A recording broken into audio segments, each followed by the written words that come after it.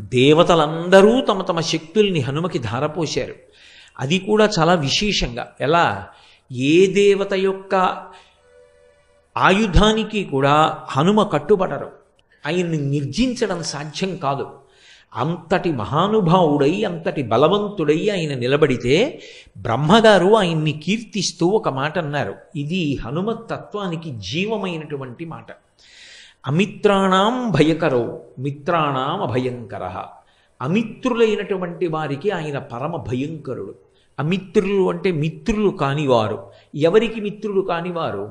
ఎవరో నేను ఒకడిని చూపించి వాడికి నేను మిత్రుణ్ణండి అంటే సరిపోదు. ఎవడు ధర్మానికి మిత్రుడు కాడో, ఎవడు దైవానికి మిత్రుడు కాడో, ఎవడికి వేద ప్రతిపాదితమైనటువంటి వాక్కు యందు విశ్వాసము లేదో, ఎవడు ఈశ్వర ధిక్కారం చేస్తాడో అటువంటి వాడి పట్ల ఆయన ఆగ్రహము వ్యక్తమవుతుంది. ఎవడు ధర్మమునందు అనురక్తి కలిగిన వాడై ఉంటాడో, ఎవడు భగవంతునికి దాసానదాసుడై భక్తుడై ఉంటాడో అటువంటి వాడి పట్ల ఆయన అనుగ్రహ ప్రసరణం జరుగుతుంది. ప్రత్యేకంగా హనుమదుపాసన చెయ్యవలసిన అవసరం లేదు. హనుమని ఉపాసన చేస్తేనే ఆయన అనుగ్రహం కలుగుతుంది అనుకోక్కర్లేదు. ఆయన యొక్క అనుగ్రహ విశేషంలో ఇదొక లక్షణం. అందుకని బ్రహ్మగారు ఆ మాట అన్నారు. ఎవడు ధర్మమునందు అనురక్తి కలిగినవాడో, ఎవడు భక్తి కలిగినవాడో, ఎవడు ఈశ్వరుని యొక్క పాదములను ఉపాసన చేస్తూ ఉంటాడో అటువంటి వాడికి హనుమ యొక్క కటాక్షము ఎప్పుడూ లభిస్తూ ఉంటుంది. అటువంటి వాణ్ణి హనుమ ఎప్పుడూ కాపాడుతుంటారు. అందుకే మీరు ఎప్పుడైనా హనుమ యొక్క విశేషాల్ని పరిశీలించండి. మీకు స్పష్టంగా ఈ విషయాలన్నీ కూడా ద్యోతకమవుతాయి. శ్రీరామాయణంలో చెప్పబడినటువంటి విషయాలు కొన్నింటిని పరాశర సంహితలో మహర్షి చెప్పారు. హనుమ ఉపాసనకి సంబంధించినటువంటి విషయములనన్నిటినీ కూడా క్రోడీకరించి ఒక చోట గుదిగుచ్చి మనకి పరిశీలనం చేసుకోవడానికి, అనుష్ఠానం చేసుకోవడానికి అత్యంత వీలైనటువంటి రీతిలో మనకి పరాశర మహర్షి అందించారు. పరాశర సంహిత హనుమకి సంబంధించినటువంటి ఉపాసనా విధానాన్ని, ఆయన యొక్క అనుగ్రహాన్ని, ఆయన యొక్క వైభవాన్ని మనకి విశేషంగా అందజేస్తుంది. హనుమ క్షేత్రములు ప్రధానమైనవి ఎక్కడెక్కడున్నాయి, ఎక్కడెక్కడ ఆయన యొక్క అనుగ్రహాన్ని పొందడానికి వీలుగా ఆ క్షేత్రాలు ప్రకాశిస్తున్నాయి, ఈ విషయాలన్నిటినీ కూడా మనకి పరాశర సంహిత చెప్తుంది. మీరు హనుమ వైభవాన్ని, హనుమకి ధర్మము పట్ల ఉండేటటువంటి అనురక్తిని, ఆయన భక్తుడైనటువంటి వాణ్ణి కాపాడేటటువంటి రీతిని, ఆయనకి ఎదురు నిలబడగలిగినటువంటి వాడు లోకంలో ఎవ్వరూ ఉండడు అనేటటువంటి రూఢమైన సత్యాన్ని ప్రకాశింపచేసేటటువంటి రీతిలో రచింపబడి మనకి అందివ్వబడిన పరాశర సంహితని పరిశీలనం చేస్తే కొన్ని అద్భుతమైనటువంటి విశేషాలు ద్యోతకమవుతాయి. శ్రీరామాయణంలో ప్రస్తావించబడకపోయినప్పటికీ మైరావణోపాఖ్యానము అని ఒక ఉపాఖ్యానాన్ని పరాశర సంహితలో మహర్షి చెప్తారు. రావణాసురుని యొక్క శరీర బంధువు మైరావణుడు. రావణాసురుడు ఎంత ప్రమాదకారియో మైరావణుడు కూడా అంతే ప్రమాదకారి. పైగా విశేషమైనటువంటి మాయాశక్తులను కూడా తీసుకుని ఉన్నవాడు. ఎంతటి మాయకైనా సరే లోకాన్ని వశం చెయ్యగలిగినటువంటి వాడు. అటువంటి వాడు పాతాళంలో ఉన్నటువంటి లంకాపట్టణానికి అధిపతి అయి ఉన్నాడు. ఆ మైరావణునికి ఒక చెల్లెలు ఉండేది. ఆమె పేరు దుర్దండి. ఆ చెల్లెలు దుర్దండికి ఒక కుమారుడు ఉండేవాడు. అతని పేరు కాలమేఘుడు. ఒకప్పుడు దేవర్షి అయినటువంటి నారద మహర్షి లోక సంచారం చేస్తూ పాతాళంలో ఉన్నటువంటి లంకాపట్టణానికి వెళ్ళారు. వెళ్ళి ఆ కాలమేఘుడు అనబడేటటువంటి వ్యక్తిని చూశారు. చూసి ఆయన కొన్ని మాటలు చెప్పారు. మనం వెంకటేశ్వర సుప్రభాతంలో చెప్తుంటామే, రేఖామయద్ధ సుధాకలచాత పత్ర వజ్రంకుశాంబురుహ కల్పక శంఖ చక్రై భవ్యైరలంకృతతలౌ పరతత్వ చిహ్నై శ్రీవేంకటేశ చరణౌ శరణం ప్రపద్యే అని. అలా ఆ కాలమేఘుని యొక్క పాదముల యందు కొన్ని అద్భుతమైనటువంటి రేఖలున్నాయి.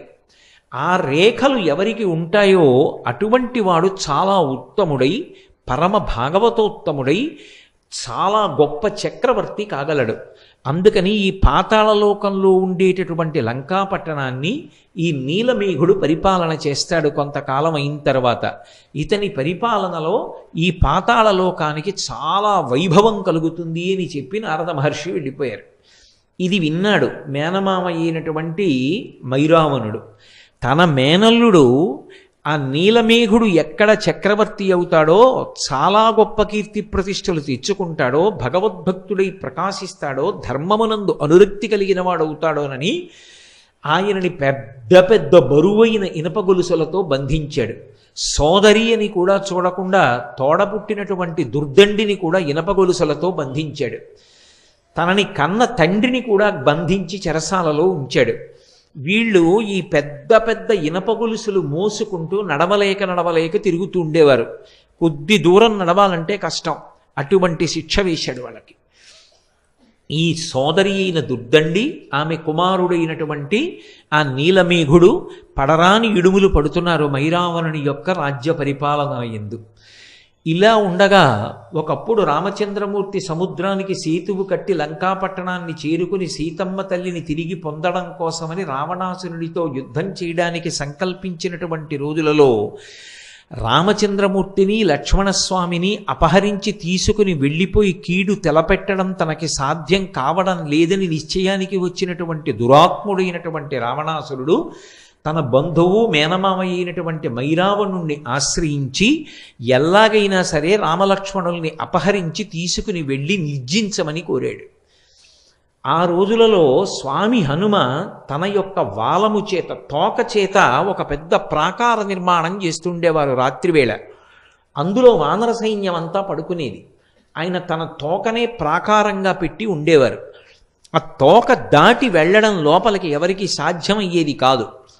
ఈ వార్త మైరావణుడికి వెళ్ళింది. రామలక్ష్మణుల్ని అపహరించాలి. ఎలా అపహరించడం ఆలోచన చేశాడు. ఆయన దగ్గర సూచీముఖుడు అని ఒక రాక్షసుడు ఉండేవాడు. మేకు ఎలా ఉంటుందో ఆయన ముఖం అలా ఉంటుంది. అంత వాడి అయినటువంటి ముఖం. దానితో ఎంత పటిష్టమైనటువంటి ప్రాకారాన్నైనా సరే ఆయన బద్దలు కొట్టి రంధ్రం చేయగలడు. సూచీముఖుణ్ణి పిలిచి, నువ్వు హనుమ వాలంతో తయారు చేసినటువంటి ప్రాకారాన్ని భేదించి లోపలికి వెళ్ళి నీ మాయలు చూపించి రామలక్ష్మణుల్ని ఒక పెట్టెలో పెట్టి తీసుకురమ్మన్నాడు. సూచీముఖుడు వెళ్ళాడు. వెళ్ళి హనుమ యొక్క వాలం దాకా వెళ్ళి తన ముఖంతో ఆ వాల సంబంధ ప్రాకారాన్ని భేదించడానికి ప్రయత్నించాడు. ఆయన తోకలోంచి ఒక వెంట్రుక పైకొచ్చింది. ఆ వెంట్రుక సూచీముఖుని యొక్క ముఖానికి తగిలి ఆ ముఖం బద్దలైపోయి నెత్తురోడుతున్న ముఖంతో సూచీముఖుడు మైరావణుడి దగ్గరికి వెళ్ళాడు. వెళ్ళి, అయ్యా, హనుమ వాలమునకు ఉన్న ఒక తోక తగిలితే నా ముఖం పగిలిపోయింది, ఇక నేనేం భేదించగలను, నా వల్ల కాలేదన్నాడు. వెంటనే ఆయన మూషికముఖుడు అని పిలవబడేటటువంటి వేరొక రాక్షసుణ్ణి పిలిచాడు. ఆయన ఎలుక ముఖం ఉన్నవాడు. ఆయన కూడా ఎంత దుర్భేద్యమైన దానికైనా రంధ్రం చేయగలడు. నువ్వు వెళ్ళి రంధ్రం చేసి అపహరించవన్నాడు. వెంటనే ఆ మూషికముఖుడు బయలుదేరి వచ్చి హనుమ తోకని స్పృశించగానే ఆయన ముఖం కూడా బద్దలైపోయింది. అంతటి తేజోవంతమైన స్వరూపం. అందుకే హనుమ యొక్క మూర్తికి ఒక్క నమస్కారం చేస్తే చాలు, తరువుకొస్తున్నటువంటి దురితాలు, ఉపద్రవాలు కూడా పక్కకి తొలగిపోతాయి అని చెప్తారు. మనకి రహదారుల వెంట ఎక్కడ చూసినా పూర్వం పెద్ద పెద్ద హనుమన్ మూర్తిని పెట్టి ఉంచేవారు. ఎందుకంటే అంతంత పెద్ద పెద్ద చెట్లని ఆశ్రయించి ఏ ఉగ్రభూతములుంటాయో ప్రయాణం చేస్తున్న వాళ్ళకి ప్రమాదాలు కలగకూడదని ప్రతి ఊరి వాళ్ళు కూడా ఊరి బయట రహదారి పక్కన హనుమన్మూర్తిని ఉంచి తమ ఊరు దాటి పక్క ఊరు వెళ్లే వరకు ప్రయాణికులకు ఇబ్బంది కలగకుండా క్షేమాన్ని ఆశించి తమ వంతు సహాయంగా హనుమన్మూర్తులను ప్రతిష్ఠ చేస్తూ ఉండేవారు. ఇప్పటికీ మీకు తూర్పుగోదావరి జిల్లా, పశ్చిమ గోదావరి జిల్లాల్లో కాలవ ఒడ్డున వెళ్ళిపోతుంటే ప్రతి ఊళ్ళో మొట్టమొదట స్వామి హనుమ యొక్క మూర్తి దర్శనం అవుతుంది. ఆయన కనపడ్డారు అంటే చాలు మనసుకి ప్రశాంతత. అటువంటి మహాద్భుతమూర్తి అయినటువంటి ఆ స్వామి యొక్క వాలానికి రంధ్రం చేయడానికి ప్రయత్నించాడు మూషికముఖుడు. ఆయన వాలమునకు తన ముఖం తగలగానే మూషికముఖుని యొక్క ముఖం కూడా బ్రద్దలైపోయింది. ఏడుస్తూ నెత్తురు కారుతూ మైరావణుడి దగ్గరికి వెళ్ళాడు. ఆయన వెంటనే పాషాణభేది అని పిలవబడేటటువంటి ఇంకొక రాక్షసుణ్ణి పిలిచాడు. వజ్రాన్ని కూడా బదలగొట్టగలడు తన ముఖంతో. వజ్రం వజ్రీన భిన్నయేత్ అని లోకంలో సామెత. వజ్రం వజ్రానికే బదలవుతుంది.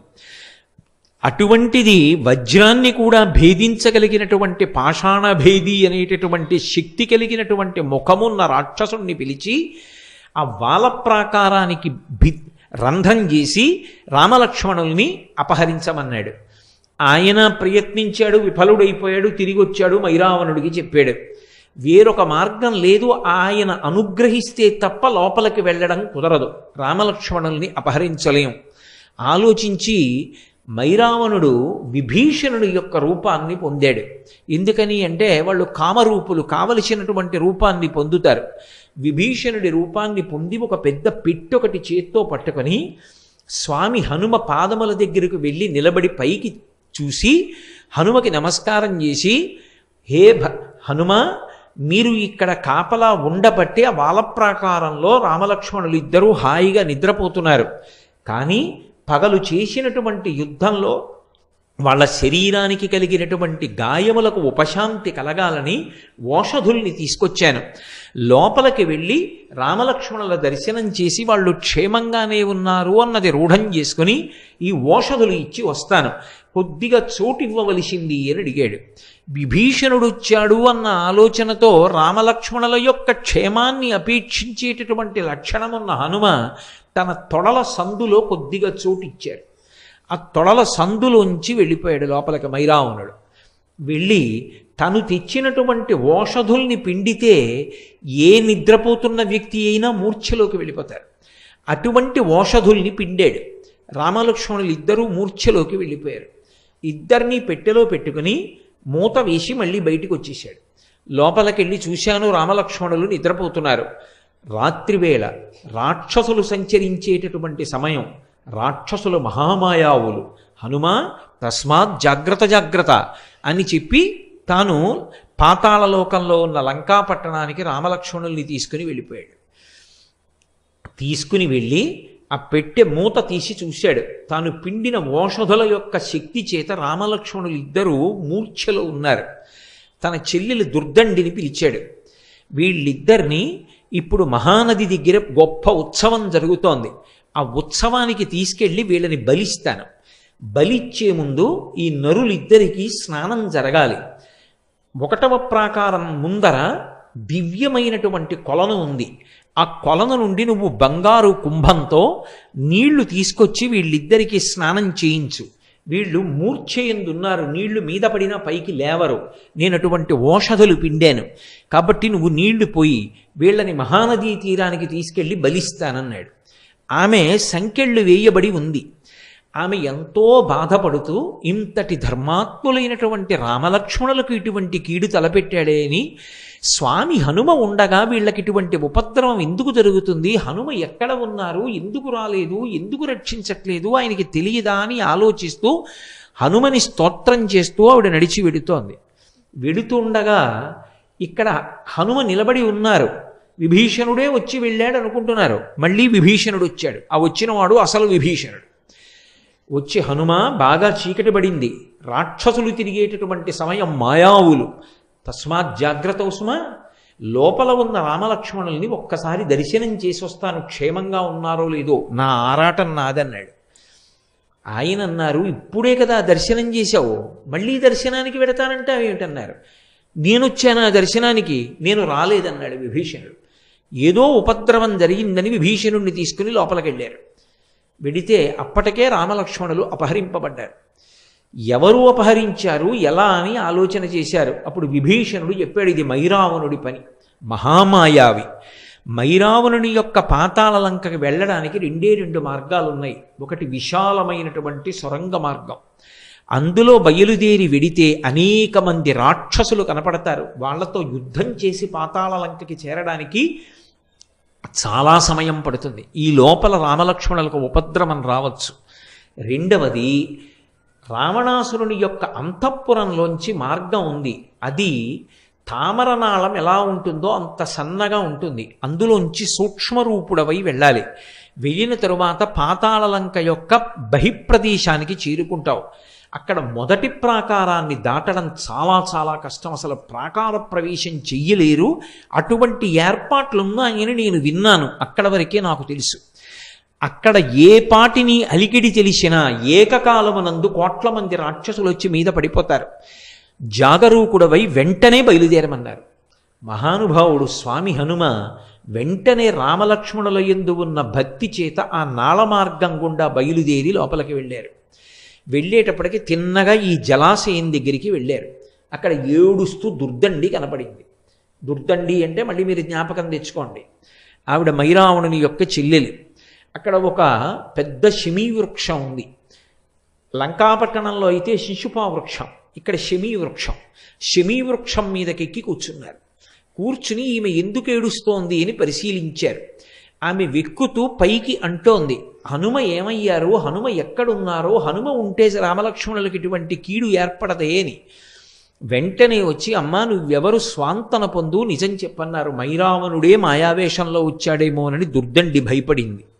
కానీ హనుమ పలికినటువంటి స్వాంతన వచనముల చేత ఊరట పొందినటువంటి దుర్దండి తాను రామలక్ష్మణులకు నీటిని పట్టికెడుతున్నటువంటి విషయాన్ని, స్నానం చేయించిన తరువాత మైరావణుడు వాళ్ళిద్దరినీ మహానదీ తీరానికి తీసుకెళ్లి బలివ్వాలనుకుంటున్నటువంటి విశేషాన్ని చెప్పింది. నన్ను ఎలాగైనా మైరావణుడు ఉన్న అంతఃపుర ప్రాంతంలోకి ప్రవేశపెట్టగలవా అని అడిగారు. ఇక్కడ ఒక విశేషం ఉంది. అసలు మొదటి ప్రాకారంలోకి, పట్టణంలోకి ప్రవేశం చెయ్యాలి అంటే ఒక బిలమార్గం ఉంటుంది. ఆ బిలంలోంచి వెళ్ళాలి. వెళ్ళేటప్పుడు ఆ రంధ్రంలో దూరి వెళ్ళగానే ఒక త్రాసు ఒకటి ఉంటుంది. త్రాసుకి 2 తక్కెళ్ళు ఉంటాయి. ఈ 2 తక్కెళ్లలో ఏదో ఒక తక్కెడ మీద నుంచి నడిచి వెళ్ళాలి. అది మైరావణుడు పరమశివుడి గురించి గొప్ప తపస్సు చేసి పొందినటువంటి త్రాసు.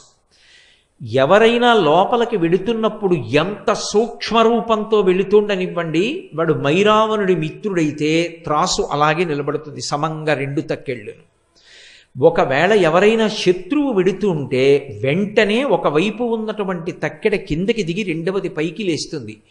పిడుగులు పడిన ధ్వని, ప్రమాద ఘంటికలు మోగుతాయి. ఆ పాతాళ లంకంతా రాక్షసులందరూ విచ్చుకత్తులు పట్టుకుని త్రాసు దగ్గరికి వచ్చేస్తారు. కాబట్టి ఎలా మిమ్మల్ని తీసుకెళ్దామని అడిగింది. నేను ఈ జమ్మి ఆకంత రూపాన్ని పొందుతాను. మీరు శమీ వృక్షాన్ని చూసి ఉంటారు. శారదా నవరాత్రుల్లో విజయదశమి నాడు శమీ పూజ అని చేస్తాం. చాలా చిన్న ఆకు ఉంటుంది. అంత సూక్ష్మ రూపాన్ని పొంది ఆమె పట్టుకున్నటువంటి జలకలశలోకి ప్రవేశించి దాని అంచు పట్టు కూర్చున్నారు. అది ఆయన అనుగ్రహ విశేషం. మహానుభావుడు ఏ రూపాన్నైనా ధరిస్తారు, కామరూపి. ఆ జలకలశ పట్టుకుని ఆ దుర్దండి ఆ బిలంలోంచి ప్రవేశించి తక్కెట మీద అడుగుపెట్టింది. అది పరమశివానుగ్రహంతో వచ్చిన త్రాసు. మైరావణునికి విరోధి అయినటువంటి హనుమ ప్రవేశిస్తున్నారని త్రాసుకి తెలిసిపోయింది. అది వెంటనే రెండవ పక్క తక్కెడ దిగిపోయి పిడుగులు పడిన చప్పుడు వచ్చి భయంకరమైన గంటలు మోగాయి, ప్రమాద గంటికలు. వెంటనే రాక్షసులు వచ్చి మీద పడిపోయారు. హనుమ పరమ భయంకరమైనటువంటి రూపాన్ని పొంది రాక్షసులందరినీ మర్దించారు. ఆయనకి అది పెద్ద విశేషం కాదు. అరిచేత్తో కొట్టి చంపేస్తారు. అమిత్రాణం భయకరో. అందుకే కదా జయమంత్రంతో చెప్తారు, జయమంత్రంలో అంటారు, పాదపైశ్చ సహస్రశః అర్ధయిత్వా పురీం లంకాం అభివజ్యచ మైథిలీం అంటారు. నేను రాళ్ళు విసిరి చంపుతాను, నా అరికాళ్లతో తొక్కి చంపుతాను, అరిచేతులతో మర్దించి చంపుతాను, మోచేతులతో పొడిచి చంపుతాను, నా కోరలతో కురికి చంపుతాను, శిరస్సుతో కుమ్మి చంపుతాను, శిలాభిస్తు ప్రహరత, నాకు రాళ్ళు పెట్టి కొట్టి చంపుతాను, పర్వత శిఖరములను ఊడదీసి విసురుతా, చెట్లు పెకలించి విసురుతా, నాకు ఆయుధం అక్కర్లేదు. అంతటి మహాతేజోమూర్తి. కాబట్టి ఆయన ఈ రాక్షసులందరినీ సంహరించారు. కానీ ఎక్కడి నుంచో ఒక మహావీరుడు వచ్చాడు. ఇద్దరి మధ్య అరివీర భయంకరమైనటువంటి యుద్ధం జరిగింది. ఎంత యుద్ధం చేసినా స్వామి హనుమ అవతల యుద్ధానికి వచ్చినటువంటి వీరుణ్ణి మట్టు పెట్టలేకపోయారు. ఆఖరికి హనుమ అంతటి వారు బడలిపోయారు. అంత బడలిపోయి ఆశ్చర్యపోయారు. ఇంత శక్తి కలిగినటువంటి వాడు ఎలా తయారయ్యాడు అసలు? పైగా ఇతన్ని చూస్తే నాకేదో అవ్యాజమైన ప్రేమ కలుగుతోంది. ఇంతటి మహావీరుడు అని నాకు కోపం రావట్లేదు, చంపేద్దామన్న తీవ్రమైన ఇచ్ఛ కలగట్లా. ఏదో ఉందని ఒక్కసారి ఆగి, అసలు నువ్వెవరు నాతో ఇంతసేపు నిలబడి పోరు సాగించగలిగావు, నీ గాథ ఏమిటి చెప్పమన్నారు. అంటే ఆయన తన కథ చెప్పడం మొదలుపెట్టాడు. ఒకానొకప్పుడు ఒక గంధర్వకాంత ఉండేది. ఆమె మతంగ మహర్షి చేత వేరొక కారణానికి శపింపబడి ఒక పెద్ద చాపగా మారి దక్షిణ సముద్రంలో ఉండేది. ఆమెకి శాపావకాశం ఎప్పుడు కలుగుతుంది, ఎప్పుడు పోతుంది ఆ శాపం అని ఆమె మతంగ మహర్షిని ప్రార్థించింది. హనుమ ఎప్పుడైనా అలసట పొందితే, అలసట పొందినటువంటి హనుమ ఒంటి నుండి చెమట పుడితే, ఆ చెమట ఆయన ఇలా తీసి పక్కన పడేస్తే, ఆ చెమట నువ్వు మింగితే, చెమట వలన నీకు కొడుకు పుడితే నీకు శాపం పోతుంది. కానీ నీకు భూత భవిష్యత్ వర్తమాన కాలముల యందు దృష్టినిస్తున్నాను, అది పోదు. గతంలో ఏం జరిగిందో, ఏం జరుగుతోందో, ఏం జరగబోతోందో నీకు తెలుస్తుంది. నీకు ఆ శక్తినిచ్చాను, వెళ్ళమన్నారు మతంగ మహర్షి. అన్నీ రామకార్యం కోసం వచ్చినవే. మహర్షుల యొక్క ఏర్పాటు అంత చాకచక్యంగా. ఆమె దీర్ఘదీహి అన్న పేరుతో పెద్ద చాప అయి దక్షిణ సముద్రంలో ఉంది. స్వామి హనుమ సేతుబంధనం జరుగుతున్న సమయంలో అలసట పొందారు. పెద్ద పెద్ద బండరాళ్ళు తెచ్చి సముద్రంలో వేస్తున్నారు. చెమట పట్టదండి మరి. చెమట పట్టి ఆయన నుదుటికి ఉన్న చెమటని ఇలా తీసి ఇలా అన్నారు. ఇలా అన్నప్పుడు దులపబడినటువంటి ఆ చెమట బిందువుల్ని దీర్ఘదేహి అయినటువంటి గంధర్వకాంత చాప రూపంలో ఉన్నది పెద్ద నోరు తెరిచి పట్టుకుని గుటుక్కుని మింగింది. అది మహర్షి యొక్క మాట, అది ఉత్తినే పోవడానికి వీల్లేదు. అలా పుడతారా అండి అంటే అది సామాన్య విశేషం. యోగి నోటి వెంట వచ్చిన మాట అబద్ధం అవడానికి వీల్లేదు, అది సత్యమై తీరాలి. ఈశ్వరుడు సత్యం చేస్తాడు. అందువల్ల ఆమె గర్భిణి అయింది. లోపల పిల్లవాడు పెరిగాడు. ఆ పిల్లవాడు పుట్టిన తర్వాత ఆమెకి శాప విమోచనం అయిపోయింది. ఆమె ఆ పిల్లవాడికి మత్స్యవల్లభుడు అని పేరు పెట్టింది. నాయనా, నువ్వు హనుమ యొక్క కుమారుడివి, నేను గంధర్వకాంతని, శాపం చేత ఇలా వచ్చాను. నువ్వు పరమ దుర్మార్గుడైనటువంటి మైరావరుణ్ణి సేవిస్తూ ఉండు. దానివలన నీకొక ప్రయోజనం కలుగుతుంది, నీ తండ్రి దర్శనమవుతుంది. ఒకానొక నాడు నీ తండ్రికి ఉపకారం చెయ్యగలుగుతావు. ఆయన అత్యంత ఒత్తిడిలో వస్తాడు. వచ్చినప్పుడు నువ్వు ఉపకారం చేస్తావు, అక్కడ ఉండమంది. అందుకని నా పేరు మత్స్యవల్లభుడు, నేను హనుమ యొక్క కుమారుణ్ణి. అందుకని నన్ను మట్టు పెట్టడం అంత తేలిక కాదు. మా తండ్రి గారి యొక్క వైభవం నాది.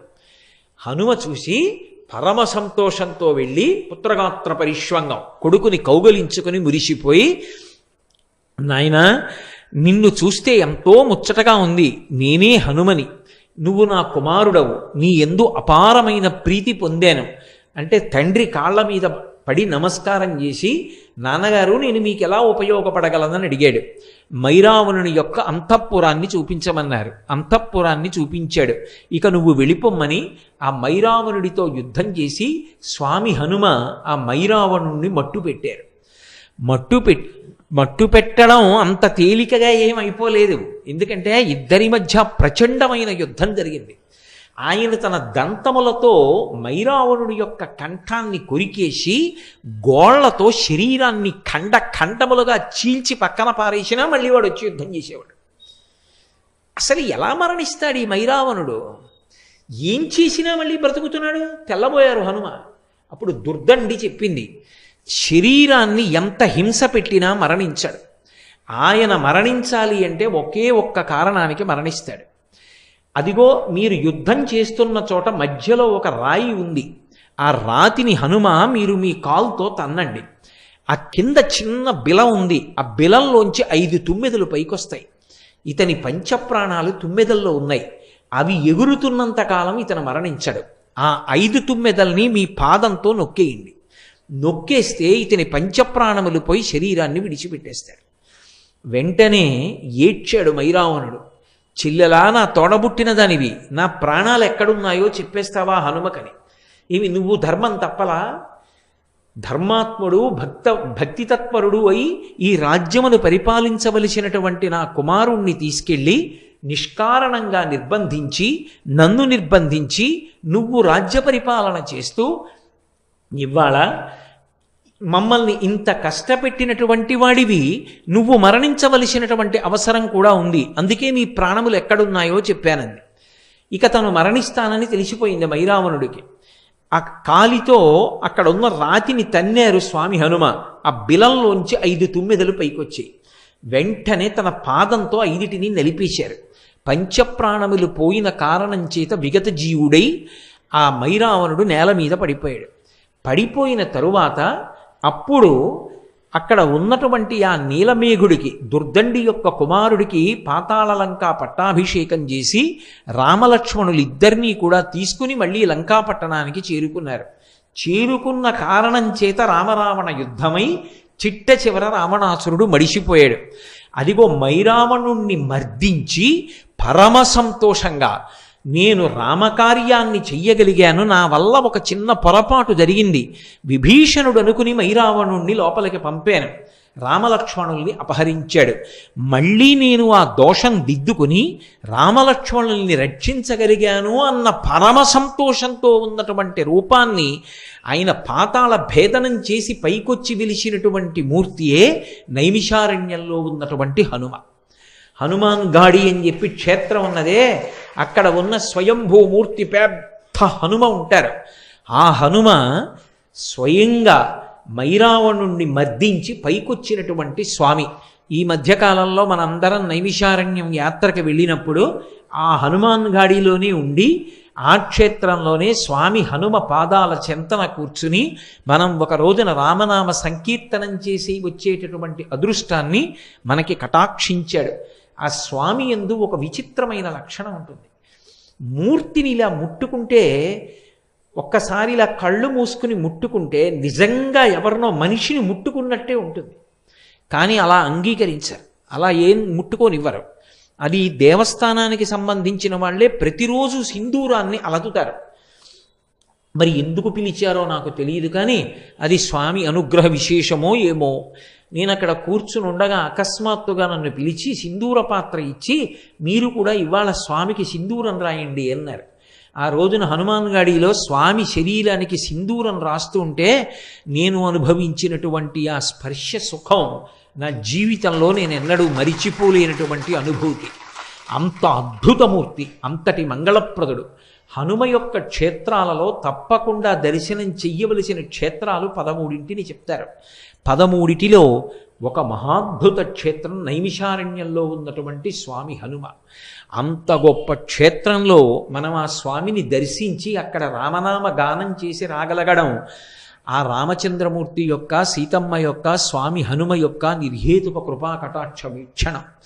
కాబట్టి హనుమ ఎక్కడ ధర్మతత్పరులైన వారు ఉంటారో అక్కడక్కడ ఆయన అనుగ్రహ ప్రచోదనం ఉంటుంది. దుర్దండి ప్రార్థన చేసిందని వెళ్ళారా? దుర్దండి యొక్క కుమారుడైనటువంటి ఆ నీలమేఘుడు ప్రార్థన చేశాడని వెళ్ళారా? మైరావణుడు రామలక్ష్మణుల్ని అపహరించడం యథార్థానికి వాళ్ళు రక్షింపబడడానికి హనుమ అక్కడికి వెళ్ళి మైరావణుణ్ణి మర్దించాలి.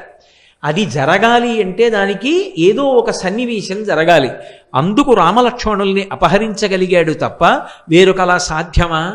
ఎక్కడ ధర్మం ఉంటుందో అక్కడ స్వామి హనుమ ఉంటారు. మీరు రామాయణంలో ఒక పెద్ద చమత్కారాన్ని చూసుంటారు. వీటిని ప్రార్థనా శ్లోకాలుగా చెప్తారు హనుమ విషయంలో. గోష్పదీకృతమారాసిం మశకీకృత రాక్షసం రామాయణ మహామాలారత్నం వందే అనిలాత్మజం. రామాయణ మహామాలారత్నం. మాల అంటాం. మాల అంటే ఇదిగో ఇప్పుడేదో నాకు మెళ్ళో ఈ పుష్పమాల వేశారు. ఈ పుష్పమాల శోభస్కరంగా ఉంది. ఎందుకని అంటే ఇటువైపు నుంచి దండ, ఇటువైపు నుంచి దండ కట్టి మధ్యలో దీనికి ఈ పూల యొక్క మాలని మధ్యలో ఒక గుచ్ఛాన్ని అమర్చారు. ఇది 2 వైపుల నుంచి వచ్చినటువంటి మాల కలుసుకున్న చోట శోభస్కరంగా సౌందర్యవంతంగా చేస్తుంది. అలా రామాయణము అనబడేటటువంటి మాల ఎక్కడ కలుసుకుందో అక్కడ హనుమ దాన్ని శోభస్కరం చేసేటటువంటి రత్నం. అది లేకపోతే ఆ మాలకు అందమే లేదు. మీరు ఎప్పుడైనా రామాయణం విషయంలో ఒక విశేషాన్ని గమనించండి. మహాత్ములు అని రామాయణంలో కీర్తింపబడడం సాధారణంగా ఎక్కడ అన్వయం అయిపోతుందంటే సీతారాములిద్దరికీ కూడా సంబంధించిన వారై సీతారాముల యొక్క హృదయాన్ని చూరగొన్న వారై సీతారాములు ఇద్దరి యొక్క బాహ్యంలో రామాయణంలో నరులుగా వచ్చారు కాబట్టి వాళ్ళ కష్టాన్ని తీర్చడంలోనో, వాళ్ళిద్దరినీ కలపడంలోనో, వాళ్ళిద్దరికీ మనశ్శాంతిని ఇవ్వడంలోనో ఎవరు రామాయణంలో ప్రధానమైనటువంటి స్థితిలో నిలబడ్డారో వాళ్ళు మహాత్ములుగా రామాయణంలో కీర్తింపబడతారు. మీరు గమనించండి, మొట్టమొదటి వ్యక్తి విశ్వామిత్రుడు. విశ్వామిత్రుడు శ్రీరామాయణంలో బాలకాండ ఒక్క దాంట్లోనే కనపడతారు. ఒక్క బాలకాండలోనే కనపడినప్పటికీ విశ్వామిత్రుడు అసలు సీతారాములు ఇద్దరినీ కలిపాడు. సీతా కళ్యాణం చేసినది ఎవరు అంటే విశ్వామిత్రుడే. విశ్వామిత్రుడే రామలక్ష్మణులు ఇద్దరినీ కూడా మిథిలా నగరానికి తీసుకెళ్ళాడు. శివధనుర్భంగం చేయించాడు. విశ్వామిత్రుడి కారణంగానే సీతమ్మ రాముడి పక్కకెళ్ళింది, రాముడు సీతమ్మ పక్కకు వచ్చాడు. సీతారామ కళ్యాణం జరగడానికి కారకుడైన వాడు బ్రహ్మర్షి విశ్వామిత్రుడు. ఆ విశ్వామిత్రుడు రామాయణంలో మహాత్ముడై శాశ్వతమైనటువంటి కీర్తి గణించుకున్నాడు. రెండవ వారు సీతారాములు ఎడబాటు పొందినప్పుడు మళ్ళీ సీతమ్మ తల్లి యొక్క క్షేమవార్త తెచ్చి రామచంద్రమూర్తికి చెప్పి, రామచంద్రమూర్తి యొక్క క్షేమవార్త సీతమ్మ తల్లికి చెప్పి సీతారాముల యొక్క మనశ్శాంతికి కారకుడై మళ్ళీ సీతారాములు కలుసుకోవడానికి ప్రధానమైన వ్యక్తిగా శోభించినటువంటి వారు స్వామి హనుమ.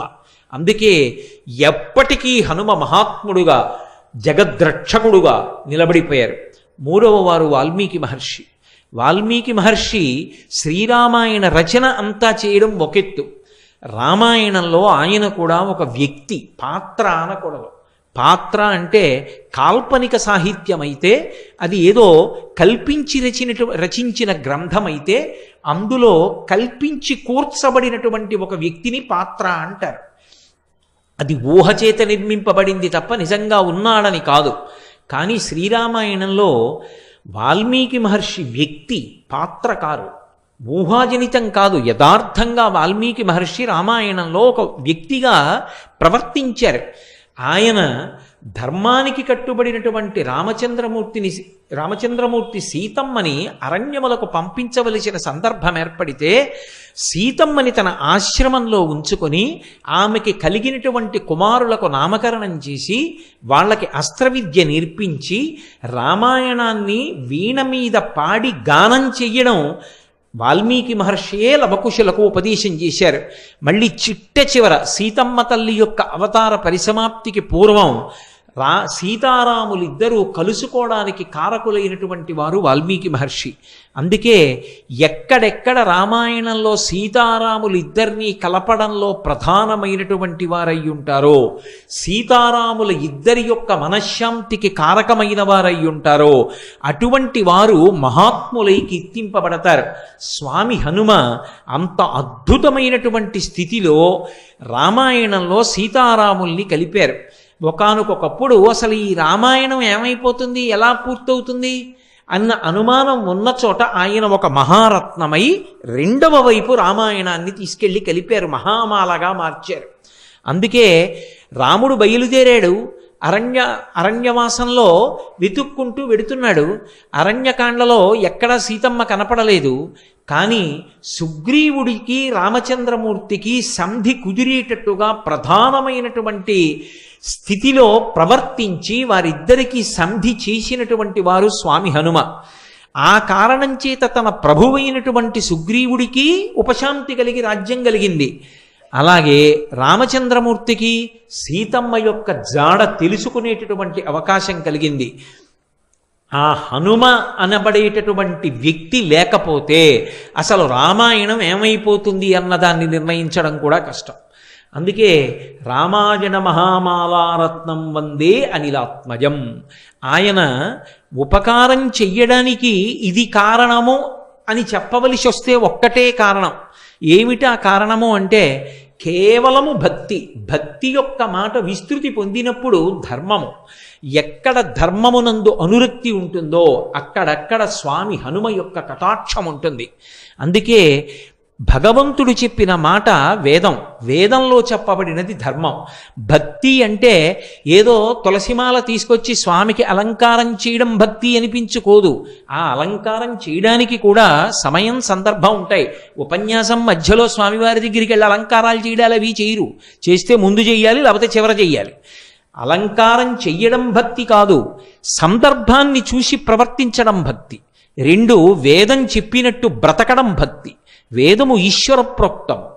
ఈశ్వరుడు ఇలా బ్రతకండి అని చెప్పాడు. ఆయన ఎలా బ్రతకమని చెప్పాడో అలా బ్రతకడం భక్తి. అలా బ్రతకడానికే ధర్మ మార్గంలో ఉన్నాడు అని పిలుస్తారు. ఈశ్వరుడు ఏది చెప్పాడో అది ధర్మమైతే ఆ ధర్మాన్ని పట్టుకున్నవాడెవరో వాడు ధార్మికుడు. ఆ ధార్మికుడికి ప్రత్యేకమైన ఉపాసన అక్కర్లేదు. ధర్మాన్ని పట్టుకున్న కారణం చేత స్వామి హనుమ యొక్క అనుగ్రహం సర్వకాలముల యందు ఉంటుంది. నేను మీకు ఒక ఉదాహరణ చూపిస్తాను. వాయుపుత్రుడు స్వామి హనుమ. వాయుపుత్రుడు యథార్థమనకు హనుమ ఒక్కరే కాదు, భీమసేనుడు కూడా వాయుపుత్రుడే. భీమసేనుడు వాయుపుత్రుడైనా హనుమకి ఎంత బలపరాక్రమములున్నాయో, ఎంత బుద్ధి వైభవం ఉన్నదో అంత బుద్ధి వైభవము అంత బలపరాక్రమములు భీముడికి ఉన్నాయి అని చెప్పడం సాధ్యం కాదు. రెండు, వాయుపుత్రుడైనటువంటి భీముడికి ఉపాసన లేదు. భీముడికి గుడి కట్టడం కానీ, భీముడికి అష్టోత్తరం కానీ, భీముడికి ఉపాసన కానీ, భీముడి మీద స్తోత్రాలు కానీ ఉండవు. కానీ వాయుపుత్రుడైనటువంటి హనుమకి మాత్రం ఉపాసన ఉంది. సర్వకాలముల యందు ఆయన్ని స్తోత్రం చేసి ఆయన్ని అనుగ్రహాన్ని పొందడానికి ప్రయత్నం చెయ్యడం అనేది లోకంలో ఉంది. ఎందుకని ఉంది అంటే కేవలము వాయుపుత్రుడైన కారణం చేత అంత బలవంతుడు కాడు. ఆయన తన నడవడి చేత అసలు అవతార ప్రారంభమునందే దేవతలందరి యొక్క విశేషానుగ్రహము చేత, తన బుద్ధిబలము చేత, గురువు యొక్క కటాక్షము చేత, సీతారాముల అనుగ్రహ బలం చేత, తన భక్తి చేత, తన యొక్క ధర్మం చేత, తన యొక్క త్యాగము చేత అంత వైభవోపేతమైనటువంటి స్థితిని సంతరించుకున్నారు. అందుకే అడగవలసిన అవసరం లేకుండా ధర్మం ఎక్కడ నిలబడాలో అక్కడ హనుమ యొక్క రక్షణ ఉంటుంది. అందుకే ధర్మాత్ములైన వారి జోలికి, పరమ భక్తులైన వారి జోలికి వెళ్ళి వాళ్ళ మనసు కష్టపడి వాళ్ళని ఇబ్బంది పెట్టే ప్రయత్నం చేశారనుకోండి, ఆయన మనసు కష్టపడనంత కాలం పర్వాలేదు. ఆయన కన్నుల నీరు కారిందనుకోండి, హనుమ ఆయన సంగతి చూడడం మొదలుపెట్టిన నాడు ప్రమాదాలు ఏర్పడతాయి. అందుకే హనుమ జోక్యం ఎందుకుంటుంది అంటే ధర్మం కోసం ఉంటుంది. మీకు నేను దీనికి ఒక ఉదాహరణ చూపిస్తాను. త్రేతాయుగంలో రామాయణం జరిగింది. ద్వాపర యుగంలో కురుక్షేత్ర సంగ్రామం జరిగింది. ద్వాపర యుగంలో ఒకానొకప్పుడు పాండవులందరూ కూడా అరణ్యవాసం చేశారు. ఎందుకు అరణ్యవాసం చేశారు, ఎందుకు అజ్ఞాతవాసం చేశారు, ఈ విశేషాలన్నీ మీకు తెలిసున్నవి. వాళ్ళు అరణ్యవాసం చేస్తున్న రోజులలో 6 రోజులు బదరీ క్షేత్రంలో ఉన్నారు. 6 రోజులు బదరీ క్షేత్రంలో ఉన్నప్పుడు ఒక రోజున భీమసేనుడు ద్రౌపదీదేవితో కలిసి ఆ బదరీ క్షేత్రానికి కింద హిమవత్ పర్వత ప్రాంతంలో ఒక చోట కూర్చుని ఉన్నాడు శిలావేదిక మీద. ఎక్కడ నుండో పెద్ద గాలి వేసింది. ఆ గాలికి ఒక పెద్ద తామర పువ్వు ఒకటి వచ్చి వాళ్ళ దగ్గర పడింది. కుతూహలంగా ద్రౌపదీదేవి ఆ తామర పువ్వుని పైకెత్తి చూసింది.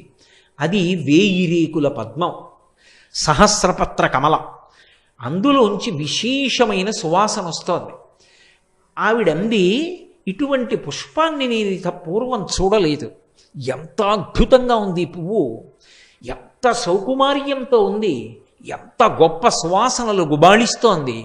ఇటువంటి పువ్వులు మరికొన్ని పువ్వులుంటే నేను సంతోషిస్తాను. ఇటువంటి పువ్వులు మరికొన్ని నా కొరకు తెచ్చిపెట్టగలరా అని భీమసేనుణ్ణి అడిగింది. ఏదైనా సాధించడం అంటే మహాసంతోషం భీముడికి. ఆయన ఆ 1000 రేకుల తామర ఎటువైపు నుంచి వచ్చి పడిందో, ఆ గాలి ఎటువైపు నుంచి వచ్చిందో దానికి అభిముఖంగా ప్రయాణం మొదలుపెట్టాడు. ఆ హిమవత్ పర్వత శృంగముల మీద ప్రయాణం చేస్తున్నాడు. కనపట్ట జంతువుల్ని తన చేతులతో మర్దిస్తున్నాడు. మంచి చల్లటి నీరు కలిగినటువంటి ఒక సరోవరం కనపడింది. అందులో దిగాడు, స్నానం చేశాడు. కనపడ్డ తీయటి పళ్ళన్నీ తింటున్నాడు, నడిచి వెడుతున్నాడు. ఆ వెడుతున్నప్పుడు కిన్నెరకాంతలు మొదలైనటువంటి వాళ్ళు ప్రచ్ఛన్న రూపాలతో గుహల్లో దాక్కుని భీమసేనుని యొక్క పౌరుష పరాక్రమాల్ని, ఆయన యొక్క అద్భుతమైనటువంటి ఆ శరీరాన్ని చూసి ఆశ్చర్యపోతున్నారు. ఆ స్నానం చేసి బయలుదేరి వెడుతున్నటువంటి భీముడికి ఆ ప్రకృతి, ఆ వాతావరణం పులకింపచేసి లోపల కలిగినటువంటి సంతోషాన్ని పట్టలేక తన శంఖాన్ని తీసి పెద్దగా పూరించి సింహనాదం ఒకటి చేశాడు. చేసేటప్పటికీ అక్కడ ఉన్నటువంటి ప్రాణుల గుండెలు బద్దలైపోయి నిద్దురు కక్కుకున్నాయి. భీమసేనుడి శంఖనాదం, ఆయన సింహనాదం అంటే అలా ఉంటాయి. అదే సమయంలో అక్కడ గంధమాదన పర్వతం ఉంది. ఇప్పటికీ మీరు బదరీ వెడుతుంటే చెప్తారు ఇదే గంధమాదన పర్వతం అని చెప్తారు. ఇప్పటికీ స్వామి హనుమ ఆ గంధమాదన పర్వతం మీదే ఉంటారు అని చెప్తారు పెద్దలు. పరాశర సంహిత కూడా అదే విషయాన్ని ధృవీకరించింది. మహాభారతం కూడా ఆరణ్యపర్వం అదే విషయాన్ని ధృవీకరించింది. నేనైతే ఏమంటానంటే ఎక్కడ రామనామం ఉంటుందో అక్కడ హనుమ ఉంటారు అని చెప్తాను. కాబట్టి ఆ గంధమాదన పర్వతం మీద విహరిస్తూ వెడుతున్నాడు. ఆ సౌగంధికా పుష్పం, ఆ 1000 రేకుల తామర పువ్వు ఎట్నుంచి వచ్చిందో ఆ చెట్టు వెతుకుతూ వెడుతున్నాడు. వెతుకుతూ ఉండగా అక్కడే పెద్ద కదళీవనం ఉంది. కదళీవనం అంటే అరటి తోట. అరటి తోటల్లో స్వామి హనుమ తిరుగుతూ ఉంటారు. ఆయనకి అది మిక్కిలి ప్రీతిపాత్రమైనటువంటి ప్రదేశం. ఆ అరటి తోటలో స్వామి హనుమని ఉపాసన చేసిన, అరటి తోటలో హనుమ యొక్క మూర్తిని పెట్టి హనుమాన్ చాలీసా చదివిన, హనుమ మీద ఇందాక నేను మీకు ఆ మైరావణుని యొక్క ఉపాఖ్యానం చెప్పానే, అందులో ఆ నీలమేఘుడు అనబడేటటువంటి దుర్దండి కుమారుడు స్తోత్రం చేశాడు హనుమని. ఆ స్తోత్రాన్ని పఠించిన, హనుమకి సంబంధించినటువంటి దండకాన్ని చదివిన, హనుమని అష్టోత్తరంతో కానీ సహస్రంతో కానీ పూజ చేసిన కొన్ని ప్రత్యేకమైనటువంటి పళ్ళు ఉన్నాయి. నేను ఈ 5 రోజుల ఉపన్యాసంలోనూ వాటి గురించి మీతో మనవి చేస్తాను ప్రత్యేకంగా. ఆ పళ్ళు ఆయనకి నివేదన చేసిన, అరటి తోటలో పూజ చేస్తే హనుమ ఏదో ఒక రూపంలో వచ్చి వాటిని స్వీకరిస్తారు అని ప్రతీతి. ప్రతీతి ఏమి? యథార్థమే. ఒకప్పుడు గుంటూరులో శ్రీరామాయణం జరుగుతున్న రోజుల్లో ఒక పెద్ద అరటి తోటను ఒక దాన్ని తీసుకుని ఆ అరటి తోటలో అటువంటి పూజ చేస్తే, ఇప్పుడు నేను ఆ వివరాలు చెప్పడానికి సిద్ధంగా లేను, కానీ అది ఎంత పరమ ప్రామాణికమైనటువంటి సత్యము అన్నది నిరూపణమై. హనుమ అరటి తోటలో పూజ చేస్తే వచ్చి స్వీకరిస్తారు, కదలీవనంలో తిరుగుతారు అని. ఇప్పటికీ మీకు కొన్ని క్షేత్రాలు ఉన్నాయి, కొన్ని ప్రదేశాలు ఉన్నాయి. ఆ ప్రదేశాలకు వెడితే హనుమ స్పర్శ స్పష్టంగా కనపడుతుంది. ఇప్పటికీ వెంకటాచలంలో ఒక ప్రత్యేకమైనటువంటి ప్రదేశం ఉంది. మెట్లు దిగి విడితే పెద్ద మామిడి చెట్లు, అరటి తోపులు కనపడతాయి. దాని మధ్యలో ఉంటుంది హనుమ యొక్క దేవాలయం. అటువంటి కదలీవనంలో ఒక పర్వత గుహలో పడుకుని ఉన్నారు. మళ్ళీ వెనక్కి భారతంలోకి రండి, ఆరణ్య పర్వంలోకి. భీమసేనుడు సౌగంధికా పుష్పాల కోసం వెడుతున్నాడు. పెద్ద సింహనాదం చేశాడు, శంఖనాదం చేశాడు. ప్రాణులన్నీ భీతిల్లేయి. అటువంటి సమయంలో అక్కడే పర్వత గుహలో పడుకునున్నారు హనుమ. ఆయన వెంటనే ఉలిక్కి పడి లేచారు. ఒక్కసారి ఆ చప్పుడు మళ్ళీ జ్ఞాపకం తెచ్చుకున్నారు. ఓ నా సోదరుడు, నా తమ్ముడు, వాయుపుత్రుడు భీమసేనుడు సౌగంధికా పుష్పాల కోసం వచ్చాడు. వచ్చి చల్లటి నీటిలో స్నానం చేశాడు, సేద తీరాడు, తీయటి పళ్ళు తిన్నాడు. ఆ సంతోషం లోపల అణుచుకోలేక పెద్ద సింహనాదం చేసి శంఖం పూరించాడు. కాబట్టి ఇప్పుడు నేను ఆ భీమసేనుణ్ణి కలుస్తాను అని తిన్నగా వెళ్ళి భీమసేనుడు వెడుతున్నటువంటి దారికి అడ్డుగా ఒక వృద్ధవానర రూపంతో పడుకున్నారు.